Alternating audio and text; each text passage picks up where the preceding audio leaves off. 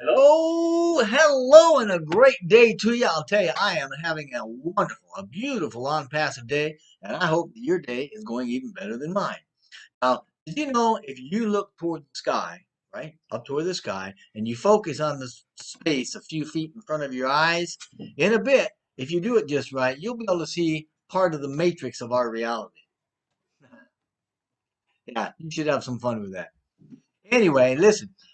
Lately, we seem to be hearing more and more about AI. So, since AI is a huge proponent of Onpassive and will only expand even as we blanket the world with our technology, I thought it might be fun to talk about AI and its underlying neural networks in a way so that we can understand more of what it is and give a little history about it all. So, in 1950, there was an English mathematician named Alan Turing, and he published a paper that was entitled Computing Machinery and Intelligence. Now, that paper opened up the doors to the field that would be called AI.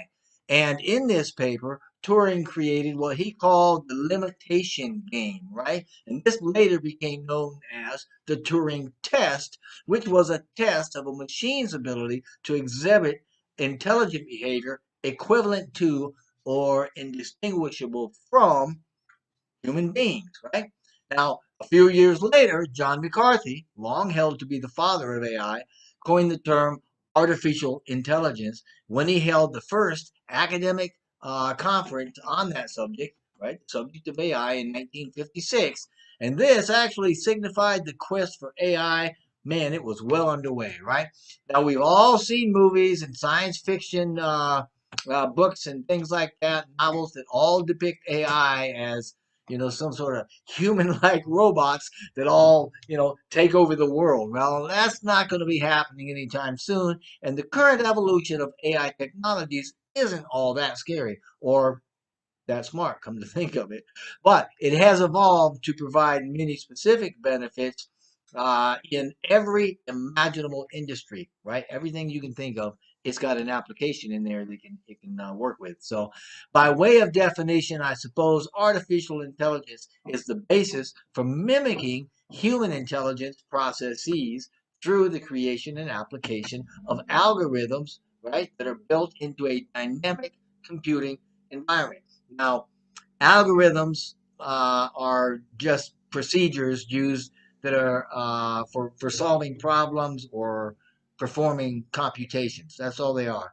And simply stated, AI is our best attempt to make computers think and act like humans. It consists a lot of different technologies, and they all work together to enable machines to sense, comprehend, and act in a way, um, and learn with human-like levels of intelligence. So that's what it is. I mean, all total, it makes it possible for machines to learn from experience too.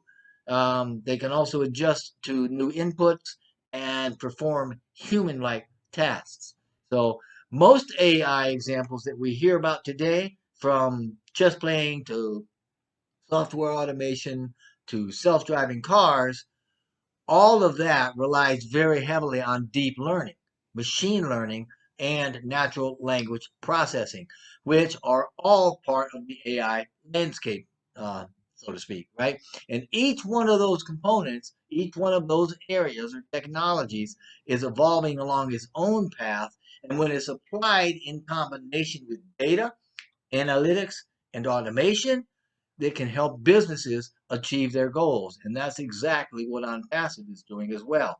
Um, be it improving customer service or optimizing supply chains, etc., it's all coming together.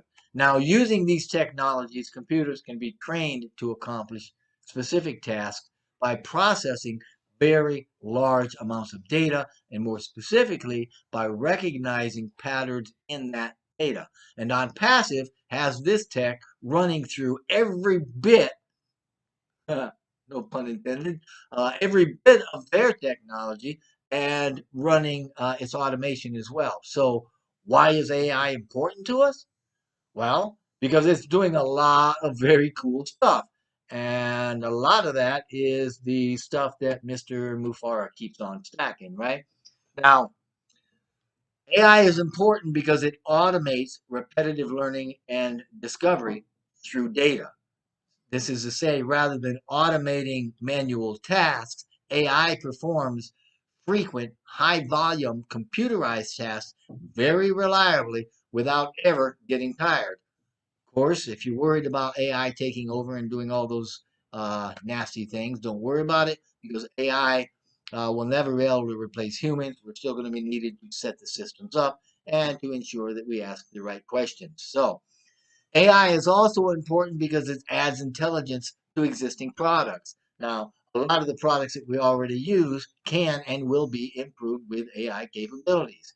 And as an example, think about how much value is added to Onpassive's other products and services by integrating a chatbot feature, right? Other features of AI like automation, conversational platforms, bots, and smart machine stuff, all of which you're going to be seeing in Onpassive, can be combined with a large amount of data to improve lots of different technologies. Now, AI is also important because it operates through progressive learning algorithms that let the data do the programming. I hope you got that, right? It does the programming. And let me tell you, programming is absolutely time intensive. So that is a huge, huge benefit to AI. And AI finds structure and regularities in the data that algorithms can acquire the skills.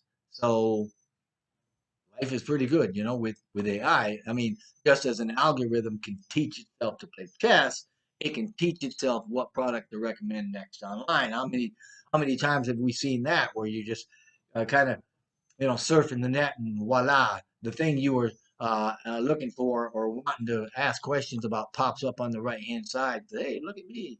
And don't forget, just like we do when we get new information, the models that we're talking about here, the AI models with the algorithms, they can adapt when they have new data as well. Now, AI is also important because it achieves incredible accuracy through the deep neural nets that it uses. For example, uh, our interactions with Alexa and Google, all right, are all based on deep learning, and these products keep getting more accurate the more we use them. In the medical field, AI techniques from deep learning and object recognition now are used to pinpoint cancer on medical images with a lot better frequency and accuracy as well. So, I mean, there's a lot of different ways we can be using this. Now, AI is also important because it gets the most out of data. When algorithms are self learning, the data itself is an asset because the answers, as we know, are in the data, right? And we have massive amounts of data, and you just have to apply AI to find them. Now, since the role of the data is now more important than ever, it can create a competitive advantage for us, right? I mean, if we have the best data in a competitive industry, even if everybody is applying similar techniques, the best data is going to win. Yay, team Onpassive, right? And with Onpassive, we will be winning bigger together, to be sure. But right now, we also need to know what a neural network is, right? So let me just tell you that it's a method in artificial intelligence that teaches computers to process data in ways that are inspired um, by, so to speak, or mimics, that's a good word, the human brain. This means AI is also important because it analyzes more and deeper data using neural networks that may have hidden layers in them. For example, when we're using it to build fraud detection systems that have several hidden layers, that used to be impossible. But we can do that now because of big data and the computing power, right? With the incredible computing power that we have and the access to all the big data that we're talking about, all that has changed because it takes a lot of data to train deep learning modules because they learn directly from the data, right? Now, neural networks are computing systems with interconnected nodes that work a lot like the neurons in the human brain. So, using algorithms, they can actually recognize hidden patterns, correlations in the data, cluster it, declassify or classify it rather, and over time they will learn and improve. Now, OnPassive is using these systems in their technology. And when Mr. Mufara says it's smart and can learn, let me tell you, he's not kidding, okay? Now, the first neural network was conceived of by Warren McCulloch and Walter Pitts back in 1943. They wrote a rather important sentinel paper on how neurons may work, and they modeled their ideas by creating a simple neural network using electrical circuits. Now, this breakthrough model paved the way for the neural network research to really go ahead, and it forked into two different areas, right? The first one was the biological processes in the brain. The other was the application for neural networks for AI. Now, that AI research accelerated rather quickly, and it developed the first true multi layered neural network in 1975. And that was developed by uh, Kunihiko Fukushima. So we'll put that on the slide. The original goal of the neural network approach was to create a computational system that could solve problems like the human brain, right? It was based on it. We wanted it to mimic it. And since then, neural networks have supported a whole lot of diverse tasking, right? And this includes computer vision, speech recognition, machine translation, social network filtering, board games, playing video games, medical diagnostics, tons of stuff, right?